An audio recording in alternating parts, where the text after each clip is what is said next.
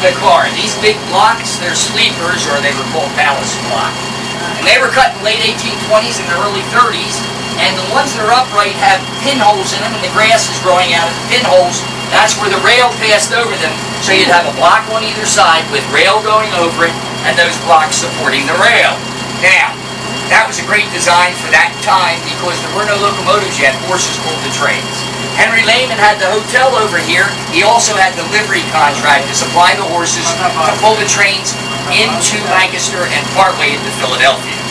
Now, that was a great design as long as it lasted. Then there were problems. First of all, it was very expensive to cut these blocks, so they began to press prisoners into cutting them. They rioted down south and in New York. Then they had a bigger problem. Steam engines came along. Now, a steam engine works eccentrically, and when it waddles, it pushes on the railhead, and that makes those blocks walk laterally. That makes the gauge widen so the train could go between the tracks and you would derail. So that was terribly dangerous. They had to come up with something different. So they decided to use a piece of wood called a tie. Now the wood goes directly underneath the rail and keeps the gauge from widening. Also, we had real good hardwood to do that with, and we used ballast underneath the hardwood. So for a good foot and more underneath each tie, there's a lot of crushed rock, so the water runs away from the ties and supports the ties. So to this day, most applications are wooden ties. Now if you look at the center two rails, that's Amtrak's main line. Now look at our rail, which is right next to us, which used to be track 4 eastbound at Pennsylvania Railroad.